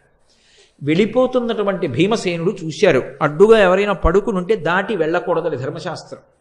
అందుకని ఆయన అన్నారు, ఓ వృద్ధవానరమా, నేను భీమసేనుణ్ణి నడిచి వెడుతున్నాను, వాయుపుత్రుణ్ణి, ధర్మరాజు సోదరుణ్ణి. ఏం అడ్డంగా పడుకుంటావు, లేచి పక్కకు పో. నిన్ను దాటడం నాకు చేత కాదనుకుంటున్నావేమో, నిన్నేమిటి, నిన్ను ఈ శిఖరాన్ని కూడా లంఘిస్తాను, అంత శక్తివంతుణ్ణి. మర్యాద కోసం అడిగాను, పక్కకి తప్పుకోమన్నారు. అంటే హనుమ ఏమీ తెలియనటువంటి వారిలే అన్నారు, అబ్బా అబ్బా అబ్బా అబ్బా, చాలా గొప్పవాడవే, నన్ను లంఘిస్తావు, ఎదురుగుండా కనపడుతున్న గిరిని లంఘిస్తామే అన్నారు. మరి ఏమనుకుంటున్నావు, ఒకప్పుడు మా అన్నగారు హనుమ 100 యోజనముల సముద్రాన్ని లంఘించి వెళ్ళారు, అలా దాటగలం అన్నారు. అంటే ఆయన ఎప్పుడు రామనామం ఏ కారణంగానైనా వినపడుతుందా అని చూస్తుంటారు. ఏం చెప్పావు, మీ అన్నగారు హనుమ 100 యోజనముల సముద్రం దాటారా, ఎందుకు దాటాడయ్యాలాగా అన్నారు. అంటే మళ్ళీ రామకథ అంతా చెప్పారు ఒకసారి. దశరథ మహారాజు గారి పెద్ద కొడుకు రామచంద్రమూర్తి, సీతమ్మ, అరణ్యవాసం, రావణాసురుడు, సీతాపహరణం, ఆ సుగ్రీవుడితో స్నేహం చెయ్యడం, దశ దిశలకి ఆ వానరులందరూ వెళ్ళడం, దక్షిణ దిక్కి హనుమ వెళ్ళడం, 100 యోజనముల సముద్రాన్ని దాటి శిశుపావనంలో సీతమ్మ తల్లి యొక్క జాడ కనిపెట్టి వెనక్కి రావడం, సేతుబంధనం, రావణ సంహారం, సీతారాముల యొక్క పట్టాభిషేకం లఘువుగా చెప్పారు. చాలా సంతోషించారు. ఎలాగో అలా రామకథ చెవిని పడింది కదూ, అది ఆయనకి పరమ సంతోషం. అన్నీ విని అన్నారు, అబ్బా మీ అన్నగారు హనుమ అంత బాగా లంఘనం చేశారే, నువ్వు కూడా అలా లంఘనం చేయగలవు, కానీ ఇంత చిన్న పనికి అంత పెద్ద లంఘనం ఎందుకయ్యా? వృద్ధుణ్ణి, వానరుణ్ణి, శరీరమా జర్జరీభూతం అయిపోయింది, రోగముల పొటమరించాయి, నా అంత నేను లేవలేను, అంత ఉద్ధతి ఎందుకు, కాస్త తీసి పక్కన పడుకోబెట్టి వెళ్ళిపోతే అయిపోలా అన్నారు. వెంటనే వృద్ధవానరం, దీన్ని ఎత్తి పక్కన పెట్టడం ఎంత పెద్ద విశేషం అని మహాభారతంలో వర్ణిస్తారు. ఏపున 2 చేతులను ఇమ్మున పట్టి అమర్చి ఎత్తగా ఓపగా మొగ్గతిల్లబడి ఆయన ఘర్మజలార్ధ్రదేహుడై కాపురుషుండువోలి నిజగర్వము తక్కి ఊరుకుండే చింతాపరుడై వృకోదరుండు తద్దయు లజ్జనధోముఖంబుతోన్ అంటాడు. 2 చేతులతోటి ఆ వానరాన్ని ఇలా పట్టుకుని హుప్పని ఎత్తడానికి ప్రయత్నం చేశారు. ఏపున 2 చేతులను ఇమ్మున పట్టిన మర్చి ఎత్తగా, ఇలా పైకి ఎత్తుదామని ఒక్కసారి హుప్పని ఇలా అనేటప్పటికీ ఆ వానరం పైకి లేవడం మాట దేవుడు ఎరుగు. ఓపగా మొగ్గతిల్లబడి ఆయన మీద బోర్లా పడిపోయారు. పడిపోయి ఘర్మజలార్ధ్రదేహుడై ఒళ్ళంతా చెమటలు పట్టేసి తడిసిపోయింది ఒళ్ళు. తడిసిపోయి కాపురుషుండువోలే నిజగర్వము దక్కి ఎణంగియుండే చింతాపరుడై వృకోదరుండు తద్దయులజ్జ నధోముఖంబుతోన్. ఆయన యొక్క గర్వమంతా అణిగిపోయింది భీమసేనుడికి. అణిగిపోయి ఏమిట్రా ఈ వానరం, దీన్ని ఎత్తలేకపోయాను సరికదా, బోర్లా పడిపోయానని సిగ్గుపడిపోయి తలదించుకుని నిలబడి, అయ్యా నువ్వెవరో మహాత్ముడవు, సామాన్యుడివి కావు, నన్ను పరీక్షించడానికి వచ్చినటువంటి మా అగ్రజులు హనుమయ లేకపోతే మహర్షుల దేవతల, నాకు యథార్థం చెప్పండి అన్నారు. అప్పుడు స్వామి హనుమ, నేను నీ అగ్రజుణ్ణయా, నేను హనుమని, నీ యొక్క శక్తిని పరిశీలనం చేద్దామని ఈ మాట అన్నాను అంటే ఎంతో సంతోషించి 2 చేతులు కైమోడ్చి నమస్కరించి, అయ్యా మీకు అన్ని విషయాలు తెలుసు, 4 యుగముల యొక్క లక్షణాలు ఎలా ఉంటాయో, 4 యుగాలలో ధర్మ సంస్థాపన ఎలా జరిగిందో ఆయా యుగ లక్షణములను చెప్పమని అడిగారు. అడిగితే సంగ్రహంగా 4 యుగాలు, 4 యుగాలలో శ్రీ మహావిష్ణువు స్వీకరించేటటువంటి అవతారాలు, వాటి యొక్క వర్ణములు, ఆ ధర్మ సంస్థాపన క్రమాన్ని మహానుభావుడైనటువంటి హనుమ ఉపదేశం చేశారు. చేసిన తరువాత భీమసేనుడు ఒక కోరిక కోరారు. అన్నగారు నాకొక్క కోరిక, ఆనాడు మీరు పరమ భయంకరమైనటువంటి రూపాన్ని చూపించారు రామరావణ సంగ్రామంలో, ఏది ఇంకొక్కసారి మీరు అటువంటి రూపాన్ని నాకు చూపించండి, దర్శనం చేస్తానన్నారు. ఎప్పుడో జరిగిన రూపం ఇప్పుడు ఎందుకు లేవయా, ఊరుకో అన్నారు. కాదు కాదు చూడవలసిందే. సరే చూపిస్తాను చూడమని మేరుమందర సంకాశౌ భవౌదీప్తానలప్రభ, మేరు పర్వతం ఎలా ఉంటుందో అలా పెరిగిపోవడం మొదలుపెట్టారు. పెరిగిపోతే ఆయన రూపం 10 దిశలు నిండిపోయింది. నిండిపోతే ఇంతటి ధైర్యశాలి అయినటువంటి భీముడు గజ గజ వణికిపోయాడు ఆ రూపాన్ని చూసి. వణికిపోయి ఇక చూడలేక 2 చేతులతో కళ్ళు మూసేసుకుని, అలా కళ్ళు మూసుకుని 2 చేతులు ఎత్తి నమస్కారం చేసి, నేను చూడలేకపోతున్నాను ఈ రూపాన్ని, నాకు భయం వేస్తోంది, ఉపసంహారం చేసేయండి అన్నాడు. అంటే ఉపసంహారం చేశారు. ఉపసంహారం చేసి మళ్ళీ వృద్ధవానరం ఎలా ఉంటుందో అలా కనపడ్డాడు.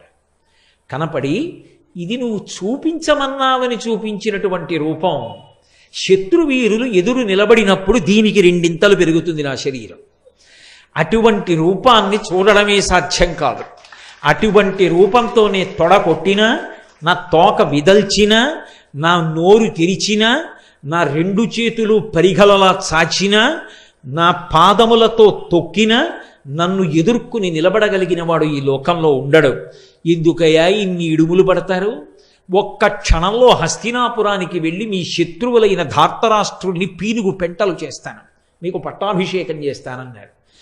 మేము పౌరుష పరాక్రమాలు ఉన్నవాళ్ళమే, మీ అండదండలుండగా మాకేమి లోటు స్వామి హనుమ, మీరు మాకు అన్నగారు కాబట్టి మీ ఆశీర్వచనం చాలు, మేము మా పరాక్రమంతో శత్రువుల్ని సంహరించి రాజ్యాన్ని చేపడతాం, మీ ఆశీర్వచనం మాకు ఉంచండి అన్నారు. చాలా సంతోషించారు. మీ పౌరుష పరాక్రమాలు ఏమిటో చూడాలని నాకు కోరికగా ఉంది మీరు శత్రువుల్ని సంహరిస్తున్నటువంటి వేళలో.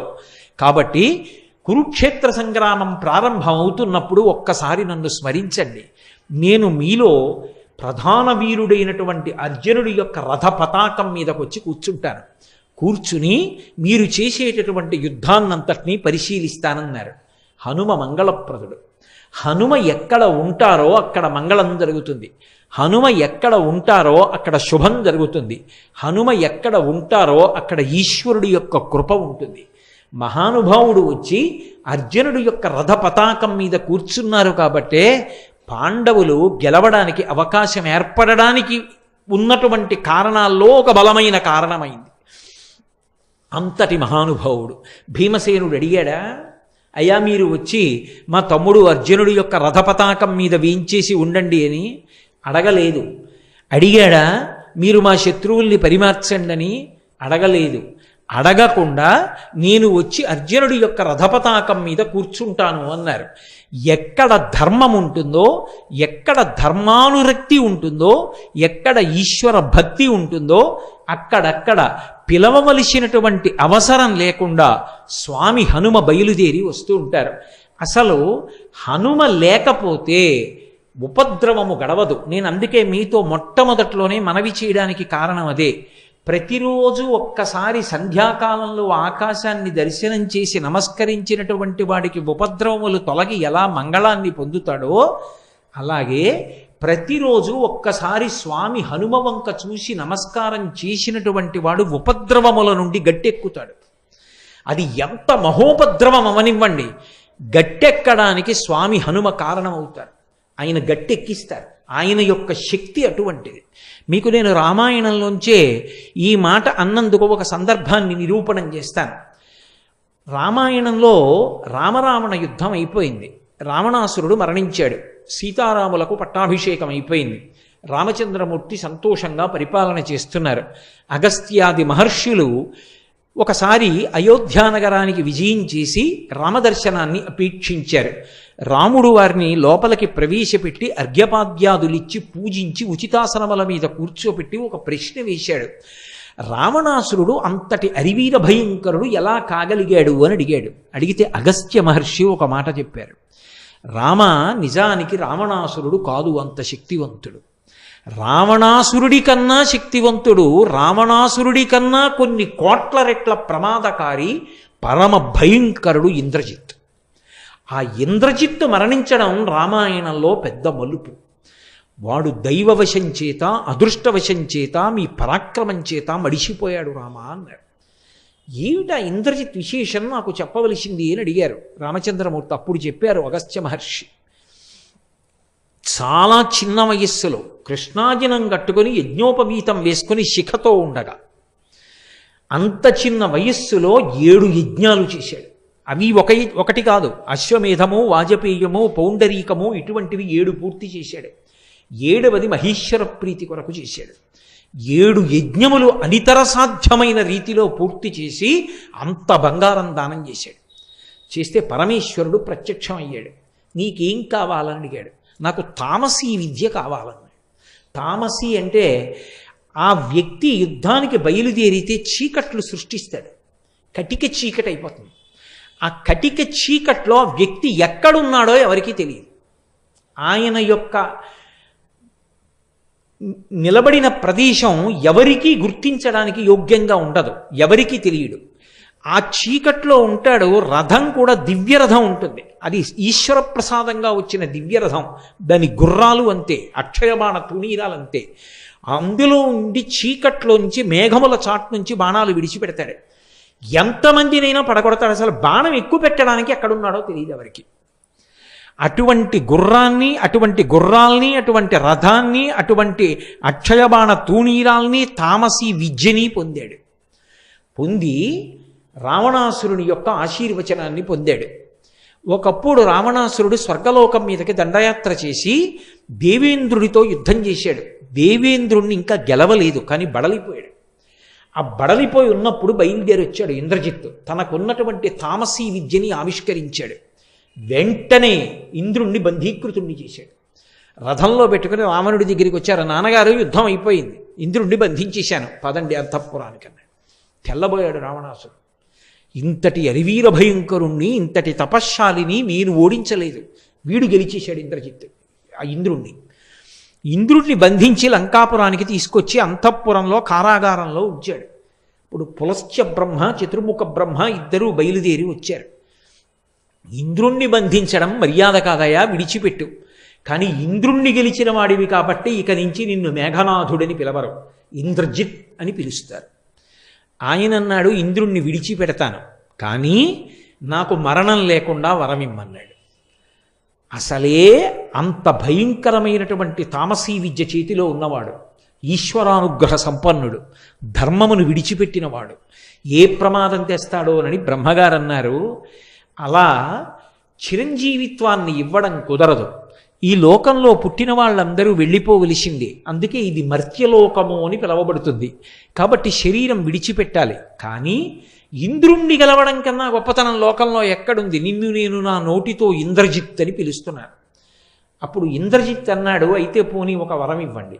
నేను ప్రతిరోజు నికుంభిలకి హోమం చేస్తాను. లంకాపట్టణంలో ఉండేటటువంటి దేవత, ఆవిడికి హోమం చేసినప్పుడు చాలా ఉగ్రమైన హోమం చేస్తాడు. నెత్తురు అందులో పోసి నల్లమేకని పళ్ళతో పట్టి పీకుతాడు, పీకి హవ్యం ఇస్తాడు.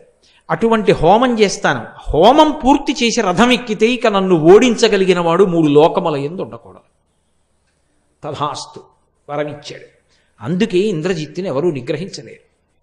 అటువంటి ఇంద్రజిత్ రామాయణంలో ఏ కారణానికి పడిపోయాడో తెలుసా?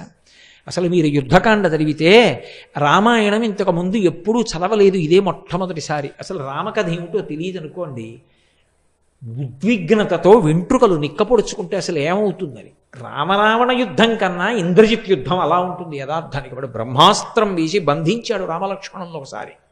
ఒకసారి మాయాసీతని తీసుకొచ్చాడు రథంలో. హనుమ అంతటి వారు నమ్మేశారు నిజంగా సీతని. ఎందుకంటే అశోకవనంలో హనుమ దర్శనం చేసినప్పుడు కృషీభూతయ్యి సీతమ్మ ఎలా ఉంటుందో అలా అటువంటి సీతమ్మని మాయాసీతని సృష్టించాడు. సృష్టించి ఆవిడ్ని కర్ర పెట్టి కొడుతూ తీసుకొచ్చాడు. ఆవిడ అరుస్తుంటే ఆ బాధ చూసి యుద్ధం చేస్తున్న వానరులందరూ తెల్లబోయి ఆగిపోయారు. హనుమ అంతటి వారు దుర్మార్గుడా, కులకాంతని కొడుతున్నావు, నాశనం అయిపోతావురా అన్నారు. కొట్టడం ఏమిటి? ఈమె కొరకు కదా మీరు యుద్ధానికి వచ్చారు, ఈమె మీకు దక్కకుండా చేస్తానని ఖడ్గం తీసి కంఠం నరికించాడు. సీతమ్మ మరణించింది అనుకున్నారు. అనుకుని రామలక్ష్మణులు అంతటి వాళ్ళు మూర్చిపోయారు. లక్ష్మణస్వామి తెలివి పొంది రామచంద్రమూర్తిని ఊరడించాడు. ఇంకేమి రామాయణం అసలు. వానరులందరూ దిక్కులు పట్టి పారిపోయారు. హనుమంతటి వారు కూడా నిర్వేదానికి గురైపోయారు. అప్పుడు అదృష్టవశాత్తు విభీషణుడు వచ్చాడు. వాడు మాయావి, రాక్షసుడు. వాడు సీతమ్మని చంపుతాడా? అంత కామం ఉన్న రావణుడు సీతమ్మని సంహరిస్తే ఒప్పుకుంటాడా? ఒక్కనాటికి ఒప్పుకోడు. ఆమె మాయాసీత. తన మాయాశక్తుల చేత సృజించాడు సీతమ్మని. మీ అందరినీ మానసిక దౌర్బల్యానికి గురి చేశాడు. వాడు ఇప్పుడు హోమం చేయడానికి వెడతాడు. నికుంభల దేవాలయంలో ఉంటాడు. వాడు హోమం చేయడం పూర్తయిపోయిందా, ఇక వాడిని ఎవరూ పట్టుకోలేరు. వాడు యుద్ధానికి వచ్చేశాడా, మొత్తం వానర సైన్యాన్ని సంహరిస్తాడు. ఆ హోమం పూర్తవ్వకుండా మనం వెళ్ళాలి. హనుమ, లక్ష్మణ బయలుదేరండి అన్నారు. వెంటనే లక్ష్మణస్వామి, హనుమ బయలుదేరారు. ఆ నికుంభల దేవాలయంలో కూర్చున్నాడు. బయటంతా రాక్షసుల్ని కాపు పెట్టాడు. భయంకరమైనటువంటి హోమం చేస్తున్నాడు. హోమం పూర్తయి పీఠమించి లేచాడా, మళ్ళీ ఒక ప్రత్యేక రథం హోమగుండంలోంచి వస్తుంది. అది ఎక్కుతాడు. ఎక్కితే ఇక కనపడ్డా. తామసీ విద్యని ఉపాసన చేసి అక్కడి నుంచి అస్త్రప్రయోగం చేస్తాడు. కాబట్టి ఇప్పుడు పీటల మించి లేచిపోవాలి. బ్రహ్మగారికి మాట ఇచ్చాడు, ఏ రోజునైనా హోమం చేస్తుండగా పూర్తి చెయ్యకుండా పీటల మించి లేచిపోతే ఆ రోజున నేను మరణిస్తానన్నాడు. ఇంద్రజిత్ చచ్చిపోతే తప్ప ఆ యుద్ధం గెలవడం సాధ్యం కాదు, పడిపోవాలి ఇంద్రజిత్. అలా పడిపోవాలంటే పీటల మించి లేచిపోవాలి. పీటల మించి లేచిపోవాలంటే ఎలా? మహానుభావుడు స్వామి హనుమకి సాధ్యమైంది. అక్కడ ఉన్న వానర వీరులందరినీ మర్దించేశారు, అక్కడ ఉన్న రాక్షస వీరుల్ని మర్దించేశారు పట్టుకుని. ఆ చుట్టుపక్కల కాపలా ఉన్న వాళ్ళు పెద్ద పెద్ద కేకలు పెట్టారు. ఓయ్ ఇంద్రజిత్తు, అసలు తర్వాత నువ్వు ఈ హోమం పూర్తి చేయడం, యుద్ధానికి వెళ్ళడం, అసలు మేము బతికుంటే కదా, ఓ పక్క నుంచి మమ్మల్ని అందరినీ చంపేస్తున్నాడు ఈ హనుమ, ఈయన వచ్చి నీ మీద పడిపోతాడు, లే రా రక్షించు రక్షించు అని అరిచారు. తన వారన్న వారందరూ చేస్తున్నటువంటి ఆ హాహాకారాలు, ఆ కేకలు విని తట్టుకోలేకపోయాడు ఇంద్రజిత్. తట్టుకోలేక చేస్తున్న హోమాన్ని మధ్యలో విడిచిపెట్టి పీఠమించి లేచిపోయి రథం ఎక్కాడు. ఇదే అదును సంహరించి ఇవ్వాలన్నాడు విభీషణుడు లక్ష్మణస్వామిని. స్వామి హనుమ రోజున అలా బుద్ధితో యుక్తి పన్ని ఉండి ఉండకపోతే, అంత బలంతో రాక్షసుల్ని మర్దించి ఉండకపోతే అసలు లేస్తాడా పీటల మించి ఇంద్రజిత్? లేవకపోతే ఇంద్రజిత్తుని సంహారం చేయడం కుదురుతుందా? ఆ రోజు వాడు హోమం పూర్తి చేస్తే ఏమయ్యేదో రామాయణం. హోమం పూర్తి చేయకుండా రథం ఎక్కి యుద్ధానికి వచ్చాడు. యుద్ధానికి వస్తే ఇద్దరి మధ్య భయంకరమైన యుద్ధం జరుగుతోంది. లక్ష్మణస్వామి నేల మీద ఉన్నారు, వాడు రథం మీద ఉన్నాడు, అది దివ్యరథం. అప్పుడు స్వామి హనుమ వాహనమై లక్ష్మణస్వామిని తన భుజాల మీదకి ఎక్కించుకున్నారు. ఎక్కించుకున్న నాడు ఆ హనుమని బాణములు పెట్టి కొడితే పూచిన మోదుగు చెట్టులా అయ్యారు. అయినా సరే రామకార్యం కోసం, రాముడి కోసం, ధర్మం కోసం, తనని నమ్ముకున్న వానరుల కోసం, తన ప్రభు అయిన సుగ్రీవుడి కోసం లక్ష్మణస్వామిని వహించారు. భయంకరమైనటువంటి యుద్ధం ఇద్దరికీ మధ్య జరిగింది. అంత భయంకరమైనటువంటి యుద్ధం జరిగితే ఆ యుద్ధంలో చిట్ట చివరికి రౌద్రాస్త్రాన్ని ప్రయోగించాడు. రథాన్ని పడగొట్టాడు, సారథిని పడగొట్టాడు. చిట్ట చివరికి ఇంద్రజిత్తు ఇవన్నీ పోయినా సరే చేతిలో ఖడ్గాన్ని పట్టుకొని వేరొక ధనస్సు తీసుకుని లక్ష్మణస్వామి మీదకి యుద్ధానికి వచ్చాడు. ఐంద్రాస్త్రాన్ని ప్రయోగించి రామాయణానికి మూలమంత్రం అంటారు. ధర్మాత్మ సత్యసంధశ్చ రామో దాశరథిర్యది పౌరుషీచా ప్రతిద్వంద్వశరైనం జహిరావణిం.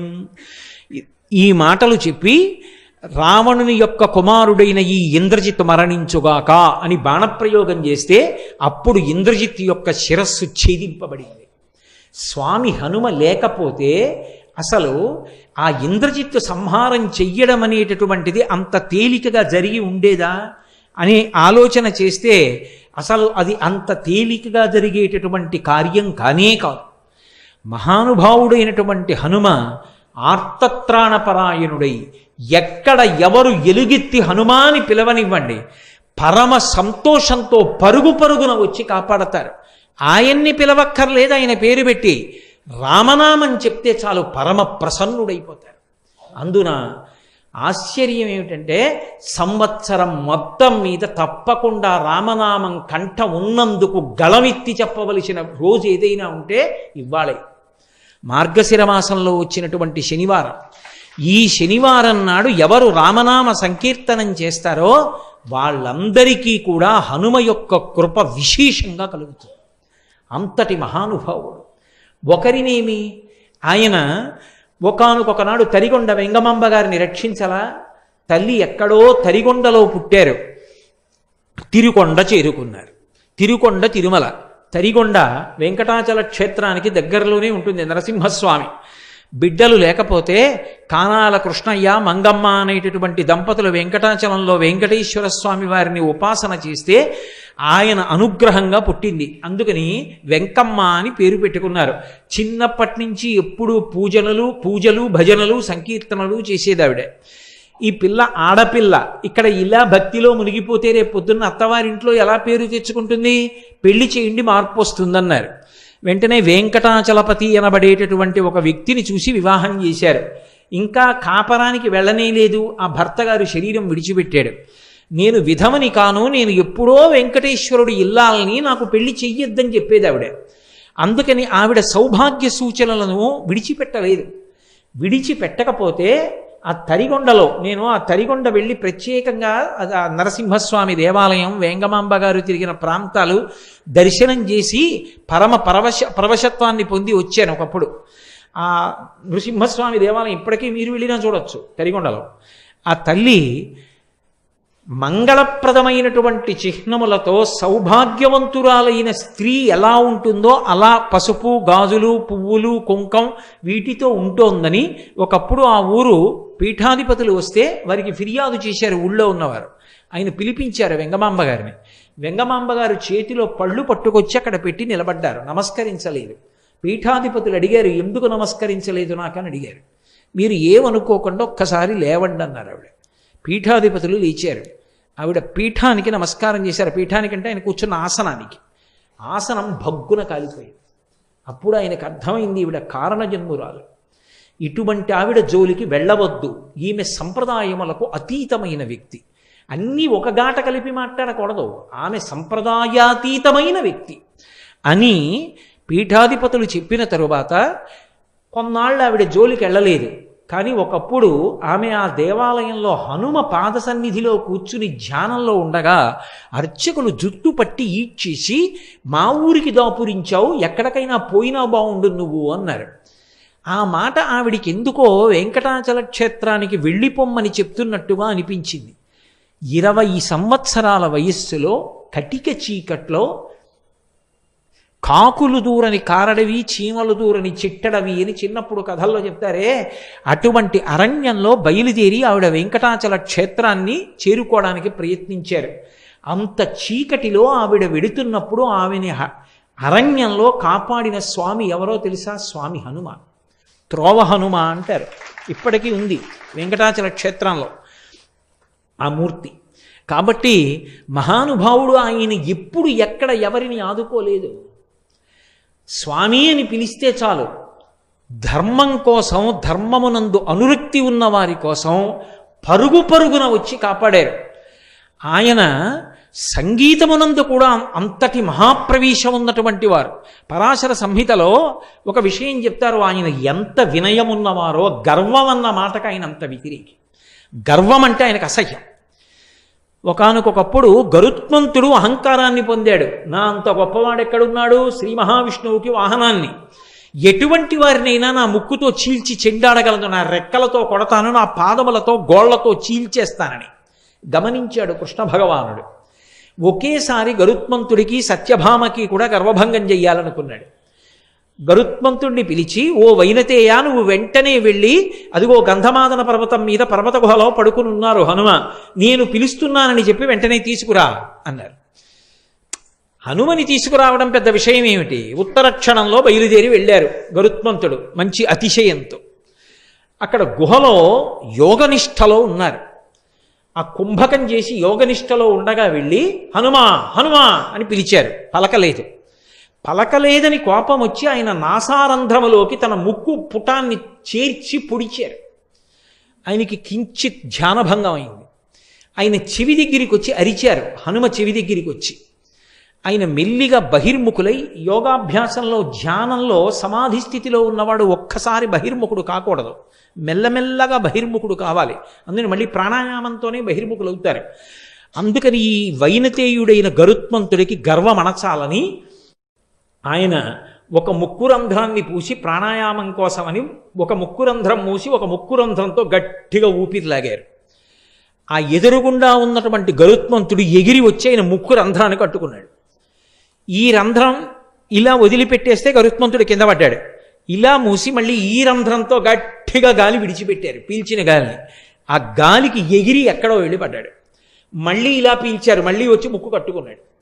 అయ్యబాబో ఇదే బలం, ఇదేం బలం, ఊపిరి పీలిస్తేనే ఇలా ఉందనుకున్నాడు.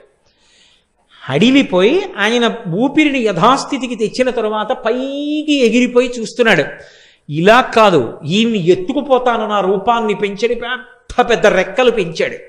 హనుమ తన తోక పెంచి ఆకాశాన్ని చుట్టారు, వాలాన్ని.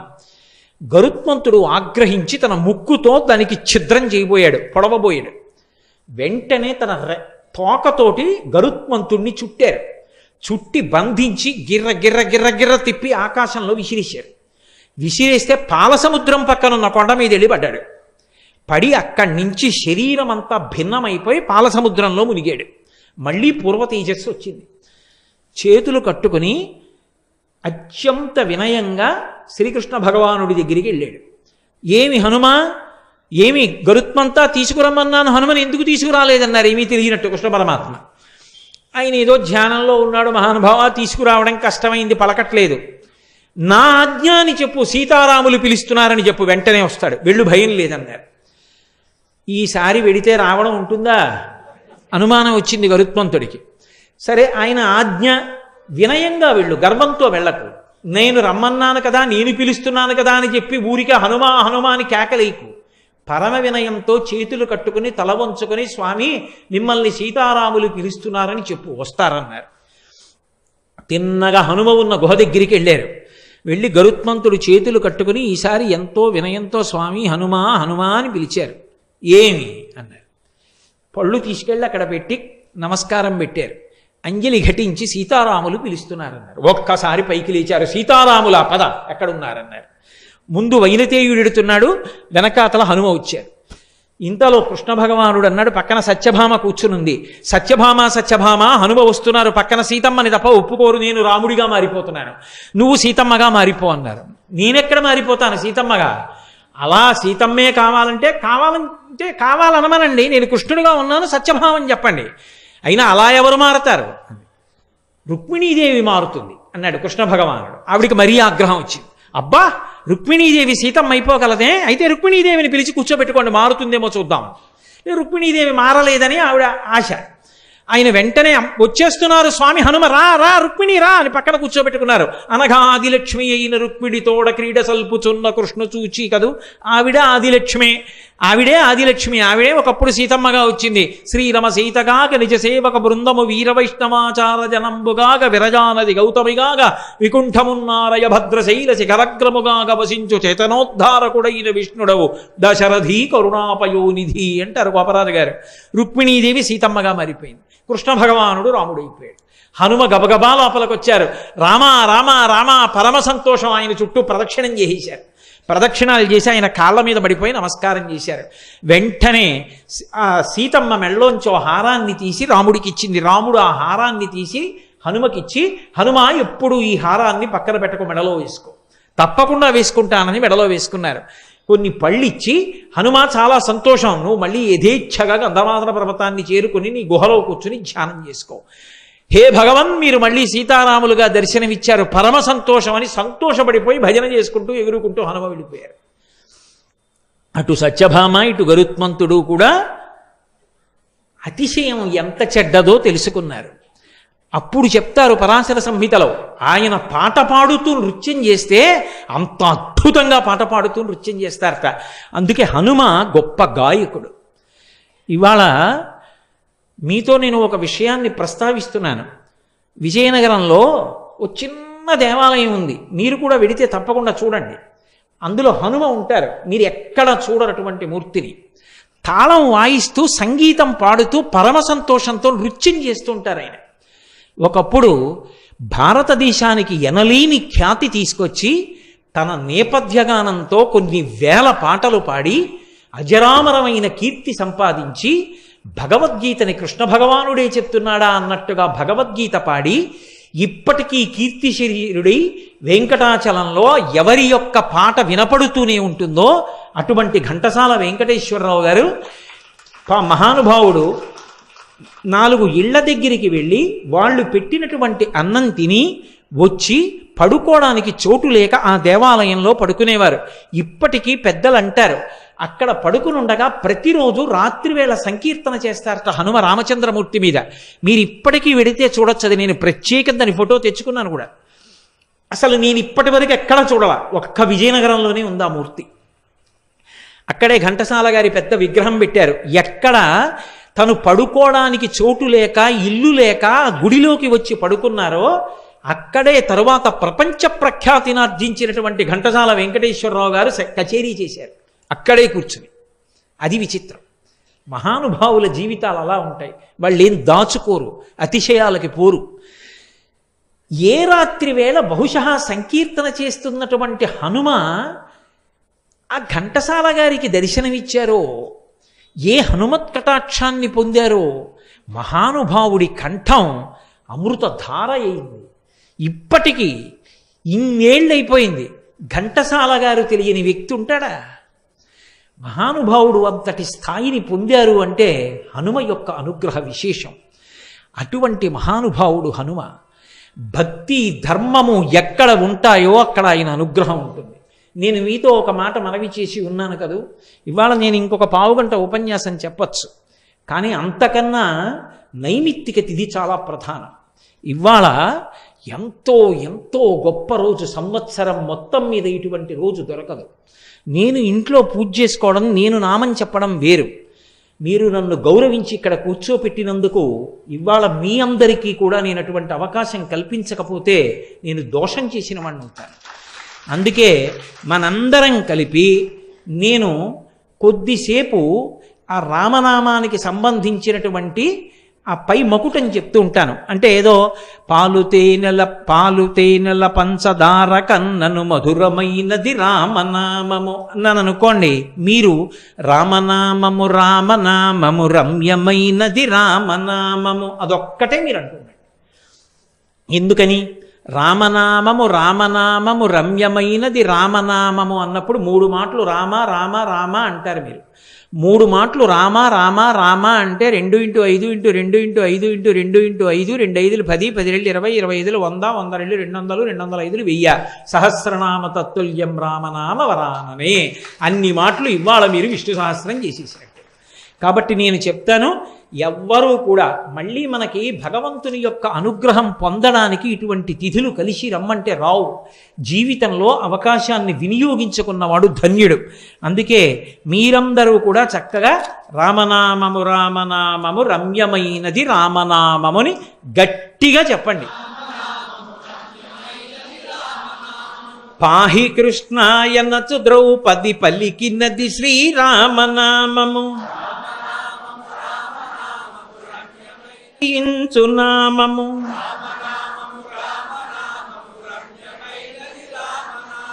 బ్రహ్మ సత్యము జగన్మిథ్యాభావమే శ్రీరామనామము.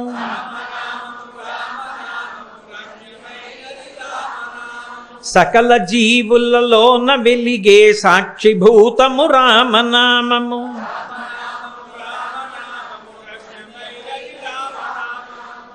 ఇప్పుడు మీరు ఎంత గట్టిగా చెప్పగలరో అలా చెప్పాలి, హనుమ మురిసిపోతారు.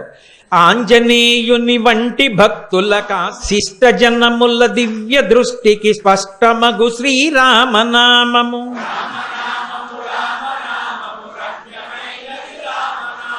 నిర్వికారము నిర్వికల్పము నిర్గుణము శ్రీరామనామము.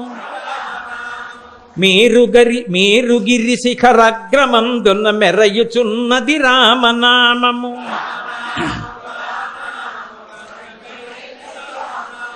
ధాత వ్రాసిన వ్రాత తుడి చెడి దైవమే శ్రీరామనామము.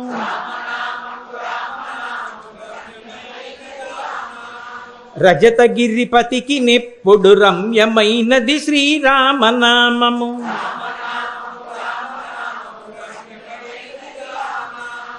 ఆత్మలో జీవాత్మతానై అలరుచున్నది రామనామము.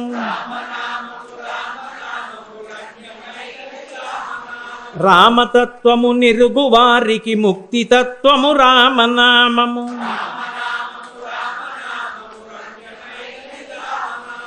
రాక్షసులను తరిమి కొట్టిన నామమే శ్రీరామనామము. మంగళంబగు భక్తితో పాడిన శుభకరంబగు శ్రీరామనామము.